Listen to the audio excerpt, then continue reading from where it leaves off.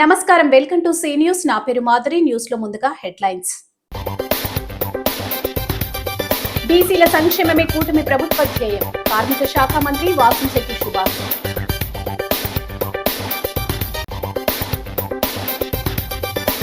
ఎస్కేబీటీ కళాశాల అభివృద్ధికి కృషి. ఎమ్మెల్యే ఆదిరెడ్డి శ్రీనివాస్ వెల్లడి.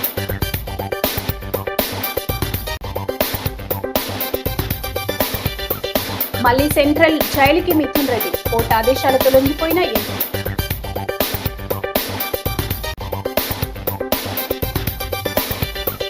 మోదీకి భయపడి మద్దతిచ్చిన జగన్, మండిపడిన మాజీ ఎంపీ హర్ష కుమార్.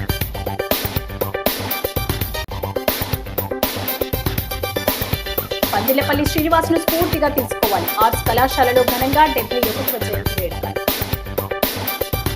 వార్తల్లో ముందుగా, గీతా ఉపకులాల మధ్య చిచ్చు పెట్టేలా గత వైసీపీ ప్రభుత్వంలో చీకటి జీవో తెచ్చిందని, ఇప్పుడు అదే వైసీపీ వాళ్ళు శెట్టి బలిజలను ఓసీలో కలిపేస్తారని ఫేక్ ప్రచారం చేశారని రాష్ట్ర కార్మిక శాఖ మంత్రి వాసంశెట్టి సుభాష్ తీవ్ర ఆగ్రహం వ్యక్తం చేశారు. ది రాజమండ్రి ప్రెస్ క్లబ్ లో శుక్రవారం జరిగిన మీడియా సమావేశంలో ఆయన మాట్లాడుతూ, ఇప్పుడు కూటమి ప్రభుత్వం శెట్టి బలిజలకు న్యాయం జరిగేలా 1793 నంబర్తో నూతన జీవో తెచ్చిందని వెల్లడించారు.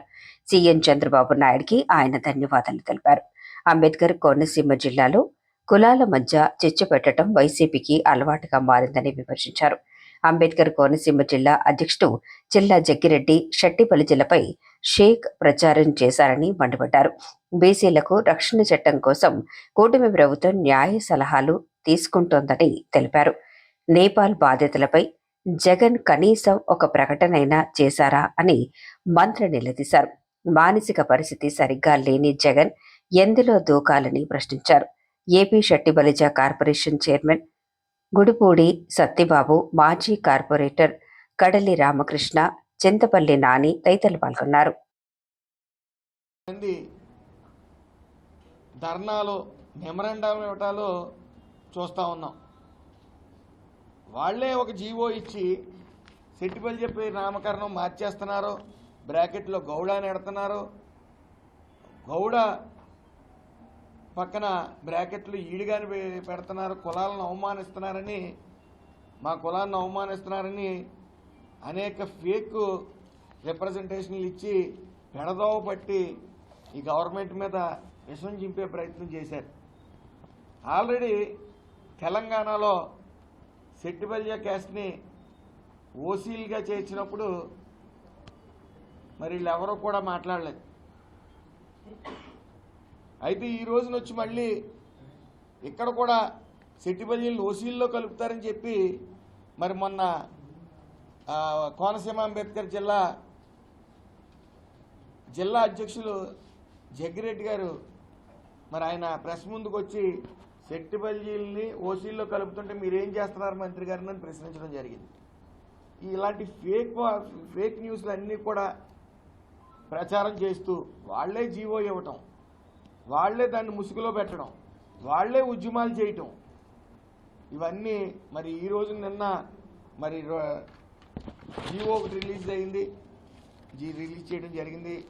దాని ముఖ్యంగా నారా చంద్రబాబు నాయుడు గారికి, లోకేష్ గారికి, పవన్ కళ్యాణ్ గారికి నా హృదయపూర్వక నమస్కారాలు తెలియజేస్తా ఉన్నాను. ఎందుకంటే ఏ క్యాస్ట్ అయితే పిలువబడతా ఉందో ఈ సెపరేట్ కార్పొరేషన్లో ఏ పేరు మీద ఇచ్చారో అదే క్యాస్ట్ సర్టిఫికెట్ ఇవ్వమని చెప్పేసి జీవో రిలీజ్ చేయడం జరిగింది. అయితే నేను చెప్పేది ఒకటే, ఈ ఫేక్ వైసీపీ చేస్తున్న ఫేక్ ప్రచారాలని ఎవరు నమ్మవద్దు. వీళ్ళే జీవోలు సృష్టించడం 23న వాళ్ళు దాన్ని వెలుగులోకి రాకుండా చీకట్లో ఉంచడం, మళ్ళీ ఎన్డీఏ కూటమి ఏర్పడిన తర్వాత ఇలా మార్చడం ఏంటని వాళ్లే ధర్నాలు చేయడం హాస్యాస్పదంగా ఉంది. ప్రసిద్ధ కందుకూరి వీరేశలింగ స్థాపించిన ఎస్కేవిటి డిగ్రీ కళాశాల అభివృద్ధికి తమ వంతు కృషి చేస్తామని ఆదిరెడ్డి శ్రీనివాస్ పేర్కొన్నారు. ఎస్కేవిటి డిగ్రీ కళాశాల ఆవరణలో మేజర్ డ్రైనేజీపై ఐరన్ షట్టర్లు ఏర్పాటుకు 65 లక్షలతో చేపట్టనున్న పనులకు ఆయన శంకుస్థాపన చేశారు. ఎస్కేవిటి కళాశాల ఆవరణలో నగరపాలక సంస్థ గతంలో నిర్మించిన ఈ మేజర్ డ్రైనేజీ కారణంగా దానికి ఆనుకొని ఉన్న నివాసాల ప్రజలు ఇబ్బంది పడుతున్నారని పేర్కొన్నారు. దానిపై ఎటువంటి క్లోజింగ్ సర్క్యూట్స్ లేని కారణంగా దాని నుంచి వచ్చే దుర్వాసన స్థానిక ప్రజలకు చాలా ఇబ్బందికరంగా ఉందని తమ దృష్టికి వచ్చిందన్నారు. ఆ డ్రైనేజీపై ఇప్పటికే ఫ్యాబ్రికేషన్ పనులు చేయడం జరిగిందని, దుర్వాసన రాకుండా పూర్తిగా కప్పబడే విధంగా జీఏ షీట్ ఏర్పాటు చేసేందుకు 65 లక్షల రూపాయలతో పనులు చేపట్టడం జరుగుతోందన్నారు. జీఏ షీట్ అనేది శాశ్వత పరిష్కారం కాదని, సిల్ట్ తీసుకునే విధంగా పూర్తిగా కాంక్రీట్ స్ట్రక్చర్ ఏర్పాటు చేయడం జరుగుతుందని, ఆ విధంగా ప్రణాళికలు సిద్ధం చేస్తున్నట్టు తెలిపారు. కూటమి నాయకులు, కార్యకర్తలు తదితరులు ఆయన వెంట ఉన్నారు.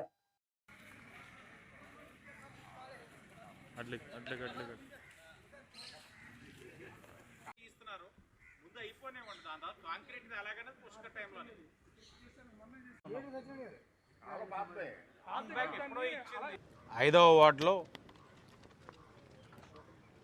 గతంలో ఎస్కేవిటి కాలేజ్ వారి యొక్క సహకారంతో మున్సిపల్ కార్పొరేషన్ వారు మేజర్ డ్రైన్ కట్టడం జరిగింది. ఆ మేజర్ డ్రైన్ కట్టినప్పుడు దాని వారమ్మట నివసిస్తున్న రెసిడెన్షియల్ ప్లాట్స్ ఏదైతే ఉన్నాయో హౌసింగ్ వాళ్ళకి మేజర్ డ్రైన్ అవడం వల్ల దానిపైన ప్రాపర్గా ఎన్క్లోజ్ చేయకపోవడం వల్ల ఆ గాలి, ఆ వాసన వీటి వలన చాలా ఇబ్బంది పడుతూ ఉండడం, దాని మీద ఇప్పటికే ఫ్యాబ్రికేషన్ వర్క్ చేస్తున్నారు. మరి ఫ్యాబ్రికేషన్ వర్క్ చేస్తున్న లోపల నుంచి వస్తున్న ఈ విషవాయువుల వలన రస్ట్ అయిపోయి అవన్నీ కూడా పాడవడం, మరలా ఈ రోజున 65 లక్షలతో GI sheet with MS channel మొత్తం ఏదైతే ఆ వై జంక్షన్ పెట్రోల్ బంక్ ఆ జంక్షన్ నుంచి ఈ లోపల ప్రాపర్టీ వారమ్మట ఏదైతే ఉందో మేజర్ డ్రైన్ మీద GI sheet with MS channel తోటి సుమారు 65 లక్షలతోటి ఈ రోజున కూటమి ప్రభుత్వం శంకుస్థాపన చేసుకోవడం జరుగుతూ ఉంది. ఇక్కడ ప్రజలు కూడా వారి తాలూకు అభిప్రాయం తెలియజేస్తూ ఉన్నారు. జిఐ షీట్ తోటి చేయడం అన్నది శాశ్వత పరిష్కారం కాదు. కాంక్రీట్ స్ట్రక్చర్ వేస్తే మనకు శాశ్వత పరిష్కారం. కాంక్రీట్ స్ట్రక్చర్తో పాటు రెగ్యులర్ ఇంటర్వెల్స్లో శానిటేషన్ డీసిల్టింగ్ చేసుకోవడానికి ఛానల్స్ పెట్టగలిగితే బాగుంటుంది అన్నది వాళ్ళ తాలూకు అభిప్రాయం. దాన్ని కూడా పరిగణలో తీసుకొని ఈ వర్క్ జరిగిన తర్వాత కూడా మనం ఫర్దర్గా పుష్కర టైంలో ఏదో ఒక విధంగా దీన్ని ఒక శాశ్వత పరిష్కారం చేయడానికి కూడా కూటమి ప్రభుత్వం దృష్టి సారిస్తుందని కూడా వాళ్ళందరికీ కూడా తెలియజేస్తూ, ఉపరాష్ట్రపతి ఎన్నికల్లో వేటు వేసేందుకు విజయవాడ ఏసీబీ కోర్టు ఇచ్చిన గడువు ముగియడంతో వైఎస్ఆర్ కాంగ్రెస్ పార్టీకి చెందిన ఎంపీ పెద్దిరెడ్డి మిథున్ రెడ్డి గురువారం సాయంత్రం రాజమహేంద్రవరం సెంట్రల్ జైలుకి వెళ్లి లొంగిపోయేందుకు రాజమహేంద్రవరం వచ్చిన మిథున్ రెడ్డి స్థానికంగా పార్టీ శ్రేణులు ఏర్పాటు చేసిన పలు కార్యక్రమాల్లో ఉత్సాహంగా పాల్గొన్నారు. ఆయన పుట్టినరోజును పురస్కరించుకుని మాజీ ఎంపీ వైసీపీ రాష్ట్ర అధికార ప్రతినిధి మార్గాన్ని భరత్ రామ్ విఎల్ పురం మార్గాన్ని ఎస్టేట్స్లోని సిటీ కార్యాలయంలో కేక్ కట్ చేయించారు. పెద్దిరెడ్డికి పూర్ణ కుంభంతో ఘనంగా స్వాగతం పలికారు. బీసీ సంఘాల జేఏసీ రాష్ట్ర నాయకుడు మార్గాని నాగేశ్వరరావు, మాజీ ఎమ్మెల్యే రౌతు సూర్యప్రకాష్ రావు తదితరులు పాల్గొన్నారు. అనంతరం మంజీరా కన్వెన్షన్ సెంటర్లో మాజీ మంత్రులు దాడిశెట్టి రాజా, చెల్లుబోయిన వేణు, మాజీ MLA Jakkampudi Raja, parliament in-charge doctor Guduri Srinivas తదితరులు ఆయనకు పుట్టినరోజు శుభాకాంక్షలు తెలిపారు. అక్కడి నుంచి సెంట్రల్ జైలుకి తీసుకుని నడుచుకుంటూ లోపలికి వెళ్లిపోయారు.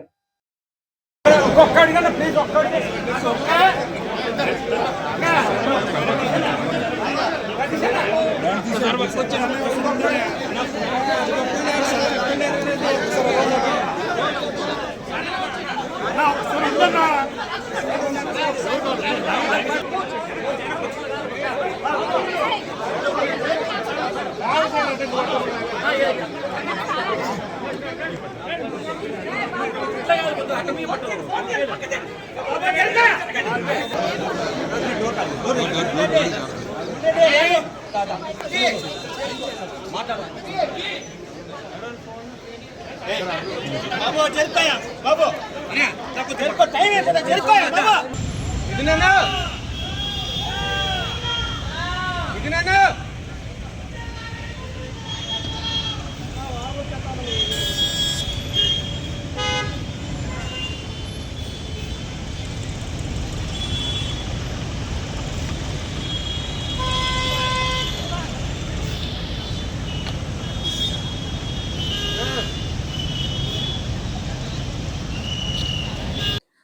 సూపర్ 6 పేరుతో కూటమి ప్రభుత్వం ప్రకటించిన పథకాలు క్షేత్రస్థాయిలో పూర్తిగా అమలు కావడం లేదని మాజీ ఎంపీ జీవీ హర్షకుమార్ ఆరోపించారు. ఇచ్చిన హామీలు అమలు చేయకుండా సంబరాలు చేసుకోవడం విడ్డూరంగా ఉందని వ్యాఖ్యానించారు. స్థానిక రాజీవ్ గాంధీ విద్యా సంస్థల కాన్ఫరెన్స్ హాల్లో జరిగిన మీడియా సమావేశంలో ఆయన మాట్లాడుతూ నిరుద్యోగ భృతి మంజూరు కాలేదని, రైతులకు ఏటా 20,000 ఇవ్వాల్సి ఉండగా ఈ ఏడాది 7,000 మాత్రమే ఇచ్చారన్నారు. దీపం పథకం పేరుతో కేవలం ఏడాదికి 1 సిలిండర్ మాత్రమే ఇస్తున్నారన్నారు. ఇసుక విధానం ప్రజాప్రతినిధులకు వరంగా మారిందన్నారు. అన్నా క్యాంటీన్ల విషయంలో మాత్రం పేదలకు మేలు జరిగిందన్నారు. ఉపరాష్ట్రపతి ఎన్నికల్లో జగన్ మోదీకి జైకొట్టడంపై స్పందిస్తూ భాజపాకు వ్యతిరేకంగా ఓటు వేసి ప్రతిఘటించాల్సి ఉంది. ఓ పక్క వైసీపీ నాయకులను జైల్లో పెడుతున్నారని, మోదీకి భయపడి జగన్ పార్టీకి మద్దతు ఇచ్చారు అని విమర్శించారు. తెలుగు ఎంపీలందరూ కూడా మన ఆంధ్రుడు ఓ సుప్రీంకోర్టు జడ్జి అని చెప్పి మీకు ఓటేయండి, ఇంతదాకెందుకు మిథున్ రెడ్డిని జైల్లో పెట్టారు. మళ్ళీ వాళ్ళ సాయంత్రం 5 ఆయన లొంగిపోవాలి. ఆయన కూడా వెళ్ళి ఎవరు పెట్టి ఇచ్చారంటే శివుడు ఆజ్ఞ లేనిదే చేయమన్నా కదలదంట. ఇప్పుడు మోడీ ఆజ్ఞ లేకుండా మిథున్ రెడ్డిని అరెస్ట్ చేస్తారా ఒక ఎంపీని? అలాగే ఈ పాటికి మోడీ రక్షణ లేకపోతే జగన్మోహన్ రెడ్డి గారు ఈ పాటికి జైల్లో ఉండేవాడు. ఇది ప్రజలందరూ ఎరిగే సత్యమే. ఇక్కడ ఉన్నది 2 పార్టీలే. ఒకటేంటి వైఎస్ఆర్సీపీ, 2 తెలుగుదేశం, ఇప్పుడు జనసేన లేకపోతే కూటమి ప్రభుత్వం, తర్వాత వైఎస్ఆర్సీపీ. ఈ 2 పార్టీలు కూటమి అండ్ వైఎస్ఆర్సీపీ, ఈ 2 కూడా పైన బీజేపీకి అనుకూలమైన పార్టీ. అందుగురించే ఈ రాష్ట్రంలో దేన్ని అడగలేకపోతున్నాం. కాబట్టి దీనికి ఆల్టర్నేటివ్గా ఇంకొక పార్టీ కాంగ్రెస్ పార్టీని మనం పైకి తీసుకురాగలిగితే డెఫినెట్గా మనకు రాష్ట్రానికి న్యాయం జరుగుతుంది. చెప్తున్నారు కదా, మేము వస్తే కాంగ్రెస్ పార్టీకి మీరు ఓటు వేసినట్లయితే మేము ప్రత్యేక హోదా ఇస్తామంటున్నారు. స్టీల్ అన్నీ సక్సెస్ అవుతాం. కాబట్టి అది ప్రజలు ఆలోచించాల్సిన విషయం. Thank you. రాజమహేంద్రవరం ఆర్ట్స్ కళాశాల పూర్వ విద్యార్థి కీర్తి చక్ర పందిళ్లపల్లి శ్రీనివాస్ 71వ జయంతి వేడుకలను కళాశాల పూర్వ విద్యార్థుల సంఘం ఆధ్వర్యంలో కళాశాలలోని అంబేద్కర్ సెమినార్ హాల్లో శుక్రవారం ఘనంగా నిర్వహించారు. ఆయన విగ్రహాన్ని కుటుంబ సభ్యుల సమక్షంలో ఆవిష్కరించారు.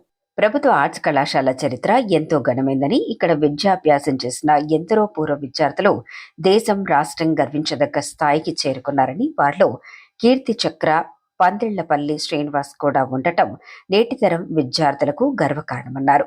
పందిళ్లపల్లి శ్రీనివాస్ 71వ జయంతి సందర్భంగా కళాశాలలో కుటుంబ సభ్యులు ఇచ్చిన ఆయన విగ్రహాన్ని ఆవిష్కరించారు. త్వరలోనే ఒక మంచి స్థలంలో ప్రతిష్టాపన చేస్తామని, ఆయన పేరుతో అవార్డులు కూడా ఇస్తామని ప్రకటించారు. ఈ కార్యక్రమంలో ఐఎఫ్ఎస్ అధికారి BLN Murthy, forest academy director Vijay Kumar, DDP Srinivas, DFO Prabhakar, principal doctor Ramachandra RK, vice principal GVNS Murthy, పూర్వ విద్యార్థుల సంఘం అధ్యక్షుడు ముళ్ళా మాధవ్, ఇతర ప్రతినిధులు ఎస్ఎస్ఆర్ భార్గవ్, సుధాకర్, విజయకృష్ణ, విజయలక్ష్మి, శివ తదితరులు పాల్గొన్నారు. పందిళ్లపల్లి శ్రీనివాస్ను స్ఫూర్తిగా తీసుకుని విద్యార్థులు ముందుకు సాగాలని పిలుపునిచ్చారు.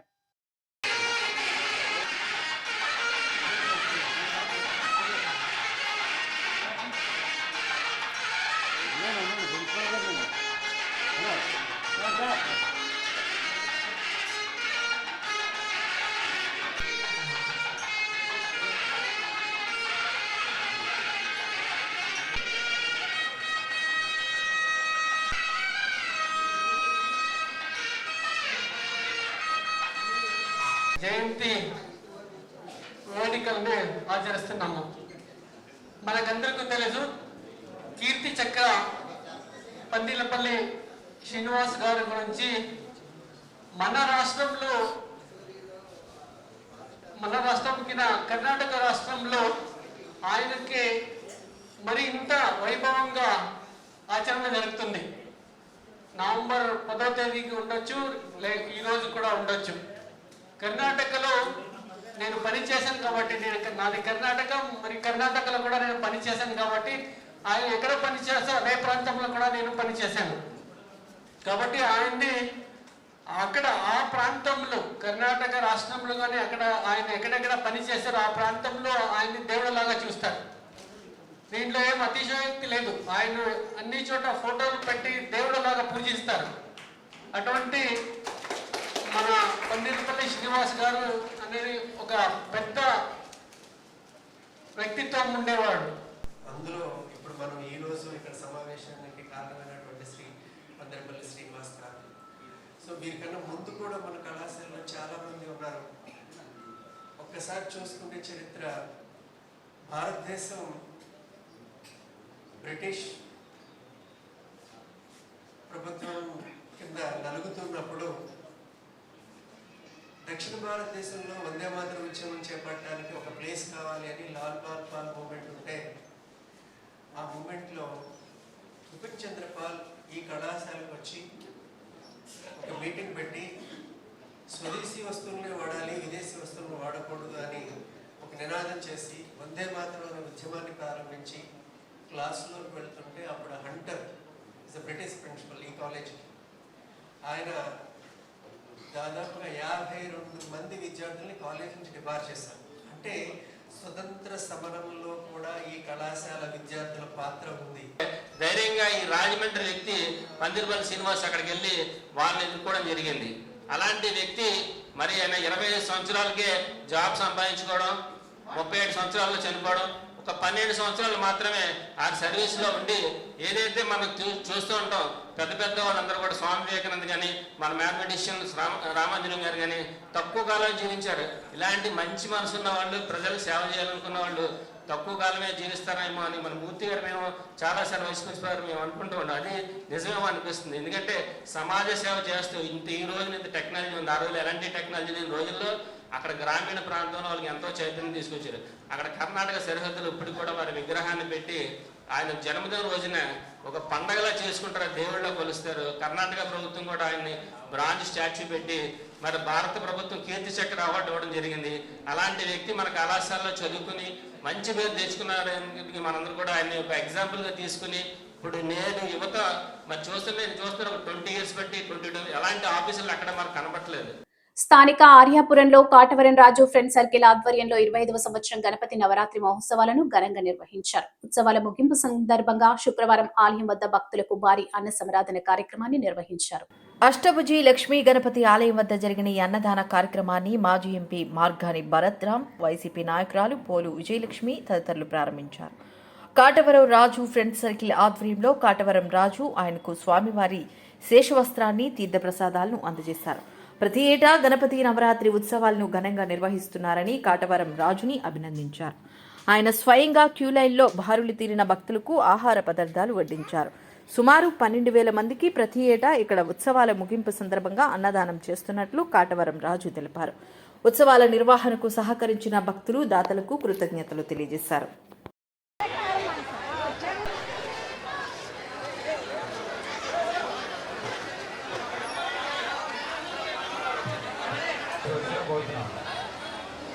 లైన్ బాగా ఎక్కువగా ఉందండి, కమిటీ వారు త్వరగా పాస్గా ఉండించవలసిందిగా కోరుతున్నాం. కూడా మేము ఏర్పాటు చేసిన డస్ట్బిన్లోనే వేయవలసిందిగా కోరుతున్నాం.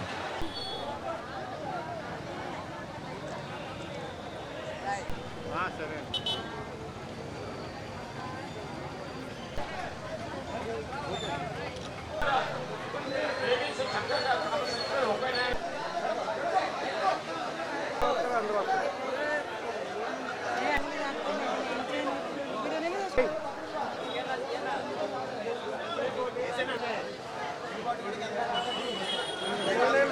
రావాలి.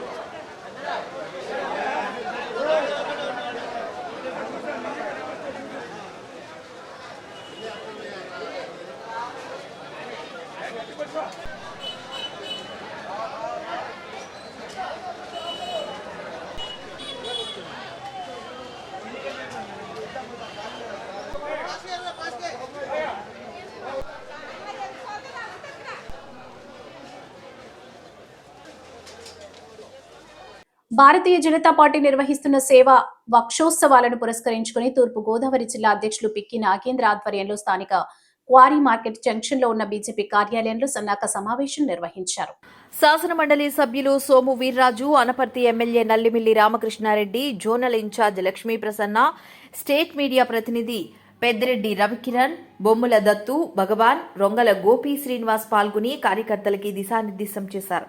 ఈ కార్యక్రమంలో రేలంగి శ్రీదేవి, అడబాల రామకృష్ణ, నర్సిపల్లి హారిక, కోడూరు లక్ష్మీనారాయణ, కురగంటి సతీష్, పరిమి రాధ, మద్దిపాటి రజని, రవిశంకర్, బండి సత్యనారాయణ, సెట్టిపల్లి శివనాగరాజు, పొన్నాల లక్ష్మీ సంతోషి, మోహిని, రెడ్డమ్మ, డాక్టర్ అనురాధ, డాక్టర్ ఉమా, ఎర్ర నాగదేవి, కాలేపు సాయి, యానాపు యేసు, వీరాంజనేయులు, తగరం సురేష్, నరేష్ యాదవ్, అడప వరప్రసాద్, సతీష్, శ్రీను, బీతిరెడ్డి ఆదిత్య, హదిరామ్ తదితరులు పాల్గొన్నారు.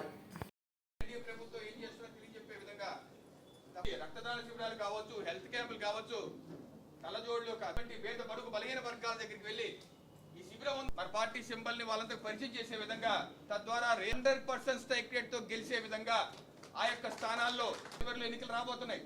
ప్రక్రియ స్టార్ట్ వారి సమస్యలు తీర్చే విధంగా కూడా మనం ఈ కార్యక్రమం చేసుకుంటూ ప్రజల యొక్క సమస్యలని తెలుసుకునే పరిస్థితిలో పెద్దల దృష్టికి తీసుకురావడం, పార్టీ అటు సేవ మనం మన వివిధ దేశాల్లో ఏ రకంగా జరుగుతుందో మనం కూడా దృష్టిలో ఏ రకంగా ప్రజాస్వామ్యం నిన్న చూసాం. నేపాల్, పాకిస్తాన్, శ్రీలంక 10-11 దేశాల్లో ఒక డీప్ స్టేట్ దానికి వారు ఉపయోగించుకుంటుంది. దానికి ఎవరన్నా మన చుట్టూ మన దేశం చుట్టూరా చేస్తున్న ఆగడా చూడండి.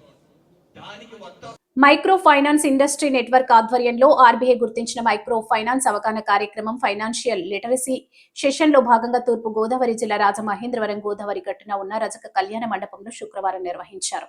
L&T finance, Satya micro capital సంయుక్తంగా నిర్వహించగా జిల్లా వ్యాప్తంగా 150 మంది రుణగ్రాహకులు పాల్గొన్నారు. మైక్రో ఫైనాన్స్ సూత్రాలు, ఆర్బీఐ మార్గదర్శకాలు, క్రెడిట్ స్కోర్ ప్రాముఖ్యత, కేవైసీ భద్రత, సైబర్ మోసాల నివారణ వంటి అంశాలపై నిపుణులు సూచనలు ఇచ్చారు. Cyber crime cell sub inspector Ayyappareddy digital మోసాలపై జాగ్రత్తలు సూచించగా, MFIN vice president PM Kamalesh బాధితాయుత రుణగ్రహణం, నియంత్రిత సంస్థల సేవల వినియోగంపై దృష్టి సారించారు. లీడ్ బ్యాంక్ అధికారి బొర్రా రాజు తప్పుడు రుణమాఫీ ప్రచారాలకు లోను కాకూడదని పలు సూచనలు చేశారు. L&T finance, Satya micro capital, Bandhan bank ప్రతినిధులు స్వతంత్ర తివారీ, రాజా, శ్రీనివాస్, చిట్టుబాబు, సంతోష్, ఆనంద్ పురోహిత్, శివ, మోహన్, లోక్నాథ్ తదితరులు పాల్గొన్నారు.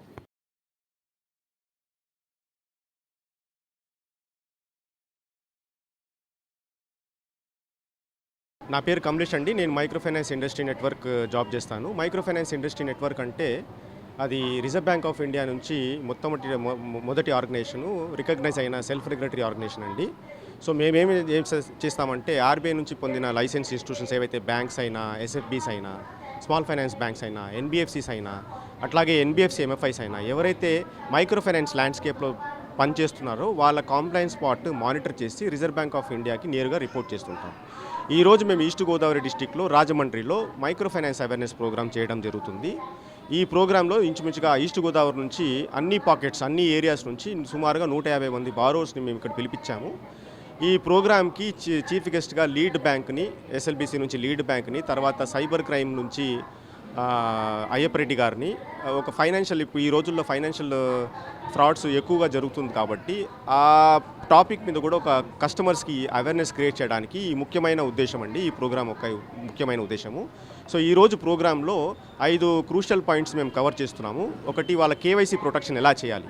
ఈ రోజుల్లో మనము ఎలా అయితే మన జ్యువెలరీ, మన ఇంటి డాక్యుమెంట్ ఎలా అయితే హల్మార్లో ఎలా జాగ్రత్తగా పెడతామో అట్లాగే మన దగ్గర ఉన్న కేవైసీ అంటే ఆధార్ కార్డు కానీ, ఓటర్ కార్డు కానీ, రేషన్ కార్డు కానీ, పాన్ కార్డు కానీ ఇవన్నీ అంతే జాగ్రత్తగా పెట్టుకోవాలనే ఉద్దేశంతో ఈరోజు ఈ సమావేశంలో ఆ పాయింట్ మీద వివరించబడింది. దేశానికి రైతులు, సైనికులు ఎంత అవసరమో కార్మికులు అవసరం అంతే అని, కానీ కార్మికులకు సరైన గుర్తింపు లేదని, వారి సంక్షేమంపై శ్రద్ధ లేదని Rajiv national trade union congress RNTUC వ్యవస్థాపక అధ్యక్షుడు కోలా ప్రసాద్ శర్మ ఆవేదన వ్యక్తం చేశారు.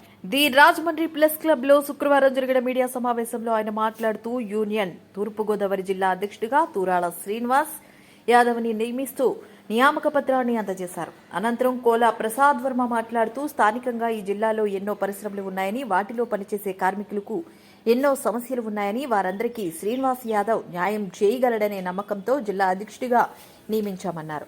శ్రీనివాస్ యాదవ్ మాట్లాడుతూ త్వరలో జిల్లా కమిటీని నియమించి కార్మికుల సమస్యలపై పోరాటం చేస్తామన్నారు. Rajiv national trade union Congress ప్రధాన కార్యదర్శి వల్లూరి రామ్మోహన్, నగర అధ్యక్షుడు ములపర్తి అశోక్ కుమార్ తదితరులు పాల్గొన్నారు.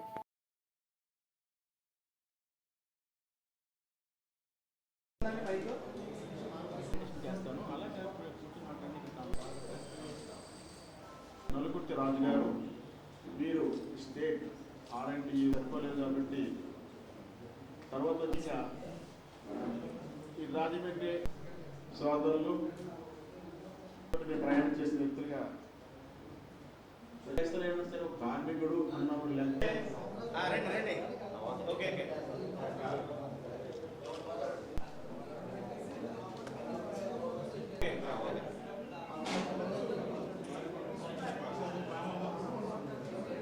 RNTUC Rajiv national trade union Congress దీనికి మా సోదరుడు తోర్ల శ్రీనివాస్ యాదవ్ గారిని నియామకం చేసాం.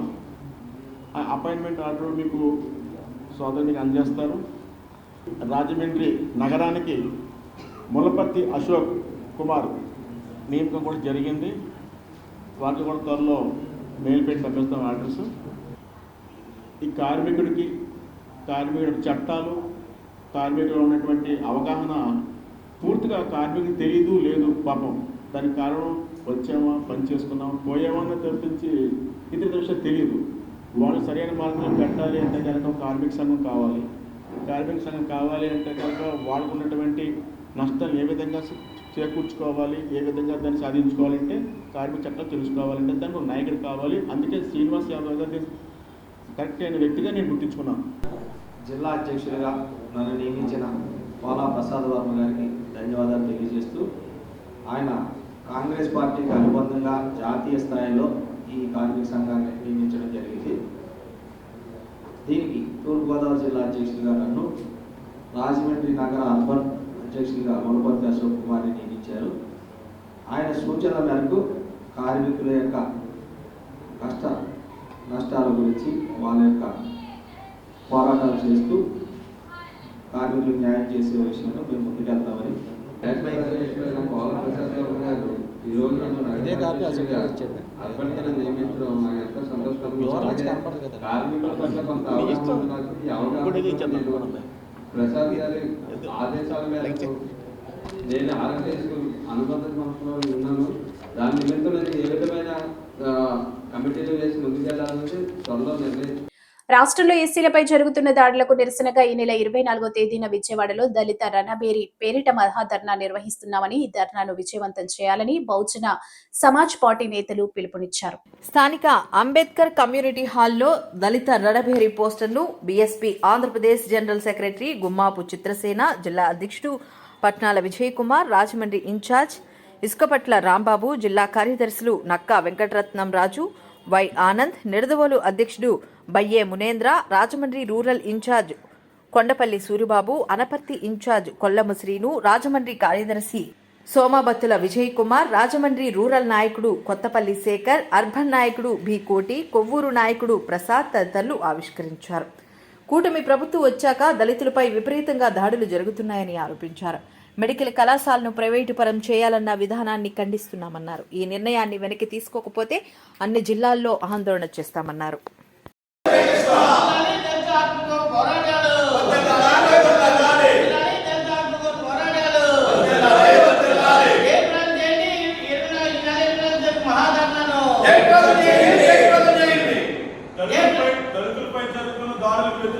మరి ఈ కూటమి ప్రతిపక్షంలో ఉన్నప్పుడు జగన్ గారి పరిపాలనలో దళితుల మీద దాడులు జరిగినప్పుడు చాలా తీవ్రంగా స్పందించి అక్కడ వెళ్ళి దళితులు పరామర్శించి ఈ జగన్ పోయిన తర్వాత మా ప్రభుత్వం వస్తే దళితులకు రక్షణ కల్పిస్తామని చెప్పేసి అనేక మాయమాటలు చెప్పి దళితుల్ని ప్రలోభ పెట్టి మేమే సరైన పరిపాలిస్తాం, దళితులకు రక్షణ కల్పిస్తామని దళితులు ఓట్లన్నీ వేయించుకున్నటువంటి ఈ కూటమి పార్టీలు ఇవాళ అధికారంలోకి వచ్చిన తర్వాత జగన్ పరిపాలన కంటే దారుణంగా మరి దళితుల్ని హింసిస్తున్నారు, దాడులు చేస్తూ ఉన్నారు.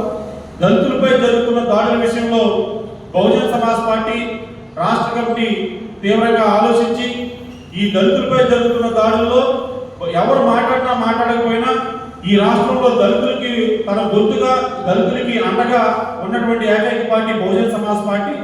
దళితుల మీద ఇదే విధంగా దాడులు చేస్తే బహుజన్ సమాజ్ పార్టీ చూస్తూ ఊరుకోదు, రోడ్ల మీద రావడానికి సిద్ధంగా ఉంది. మరి కూటమి నాయకులకి హెచ్చరిస్తున్నాం, మీ పరిపాలనా విధానం మార్చుకోండి. బులెటిన్ ముగించే ముందు హెడ్లైన్స్ మరోసారి. బీసీల సంక్షేమమే కూటమి ప్రభుత్వ ధ్యేయం, కార్మిక శాఖ మంత్రి వాసంశెట్టి సుభాష్.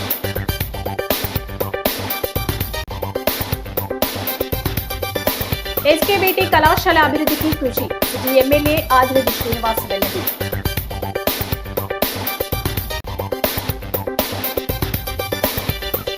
మళ్లీ సెంట్రల్ జైలుకి మిథున్ రెడ్డి, కోర్టు ఆదేశాలతో లొంగిపోయిన ఎంపీ.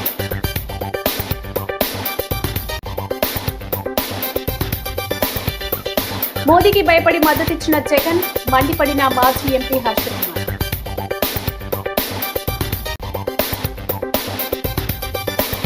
పందిలపల్లి శ్రీనివాస్ను స్ఫూర్తిగా తీసుకోవాలి, ఆర్ట్స్ కళాశాలలో ఘనంగా 71వ జయంతి వేడుక.